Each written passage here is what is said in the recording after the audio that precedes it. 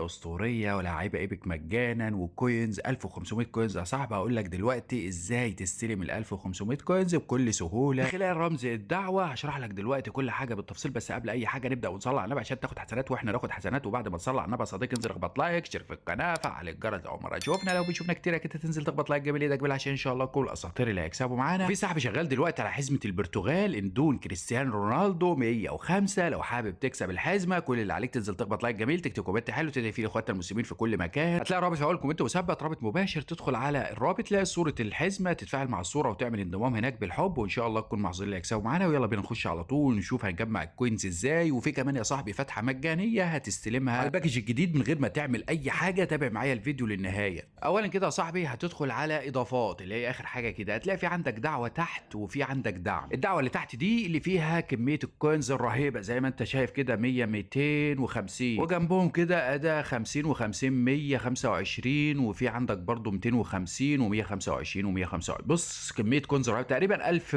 كوينز. تعالوا نشوفها كده. المكافآت 1000 كوينز بالظبط يا رجاله. ال 1000 كوينز تجيبهم ازاي هقول لك دلوقتي. في رمز دعوه فوق اهو، وفي ناس بتبعت لي دعوه صديق. يا رجاله يا رجاله مش الدعوه دي او المباريات الوديه دي اللي بتستلم منها الكوينز. ده انت تابع معايا الفيديو وانا اقول لك دلوقتي ازاي تستلم الكوينز، لان بصراحه انا شايف الناس كتيره قوي قاعده تبعت لي دعوه والموضوع مش هنا خالص يا رجاله. هشرح لك دلوقتي عشان الموضوع فيه لفه كده. ندخل على الفتحه المجانيه الاول، الدعم. هتدخل على كلمه الدعم هتلاقي ترقيات مميزه اللي هي فوق دي اللي هي علامه الميكروفون. اضغط عليها ضغطه كده هيظهر لك قدامك ادخل رمز الهديه. الرمز ده تجيبه منين؟ هتلاقي في اول كومنت مثبت الرمز موجود، تدخل على طول تحط الرمز ده هنا. واول ما دخل الرمز هنا يا صاحبي تضغط على كلمه تاكيد، هيقول لك مضافه الى البريد الوارد صفقه نادره. كده انت خدت الفتحه المجانيه على الباكج الجديد ومبروك عليك يا صاحبي. هتروح بقى على البريد الوارد تاخد الفتحه وتروح تفتحها زي ما انت شايف. البريد الوارد اهو تم العثور عليها عبر استبدال رمز الهديه. اخدنا الفتحه ودي موضوعها سهل يا رجاله. وبالمناسبه زي ما قلت لكم انا عامل مسابقه على حزمه البرتغال. كل اللي عليك هتلاقي رابط في اول كومنت مثبت، تخش مش هتخسر اي حاجه يا صاحبي. كل اللي عليك هتدخل على الرابط مباشر تلاقي صوره الحزمه، تفاعل مع الصوره واعمل انضمام هناك عشان السحب هيتم هناك. بس كده يا صاحبي. تعالى بقى ندخل بقى على موضوع الكوينز والدعوه. ازاي الناس كلها محتاره في الموضوع ده ومش عارفه تدخل. اهم حاجه رمز الدعوه اللي فوق ده اعمل له نسخ، هتضغط عليه ضغطه واحده بس كده هتلاقيه اتنسخ معاك. بس كده يا صاحبي. والخطوه الثانيه انك تروح تعمل 5 حسابات احتياطيه زي ما انت شايف في قدامك 1 2 3 4 5 هدايا. كل حساب هتستلم منه 50 كوينز تمام كده. ونفس الكلام في هدايا تانية هقول لك برضو ازاي تجيبها دلوقتي. كل الفكره زي ما قلت لك انك تعمل حساب احتياطي زي ما انت شايف اهو. عملنا حساب احتياطي. ولو ما انتش عارف ازاي تعمل حساب احتياطي هسيب لك فيديو كنت عملته قبل كده لطريقه نسخ اللعبه اكتر من مره، حتى لو 20 مره مفيش اي مشكله. هتلاقي الرابط في اول كومنت مثبت، وهوريكم بقى بالصور على السريع لان الناس مستعجله وكميه رسائل رهيبه وكومنتات رهيبه عشان الموضوع ده. انت بتدخل بقى على الحساب الاحتياطي هتلاقي كلمه دعوه اللي تحت دي، الحساب اللي انت عملته احتياطي. كلمه دعوه دي تضغط عليها هتلاقي قدامك القايمه دي والقايمه دي. تدخل على اول واحده على الشمال انتر انفيتيشن كود، هتلاقي قدامك الكود تدخله بقى يا صاحبي اللي انا قلت لك اعمل له نسخ. بعد ما تدخل الكود تضغط على كلمه كونفيرم بس كده تقوم مستلم على طول 200 كوينز. اول ما تدخل الكود تاخد 200 كوينز تمام كده. في مهمات تانية زي ما هتشوفها قدامك كده تروح تنفذها على طول وتستلم كل الكوينز اللي قدامك يا صاحبي. توصل ديفيجن 7 و6 تاخد ال 100 كوينز. وفي عندك برضو الديلي جيم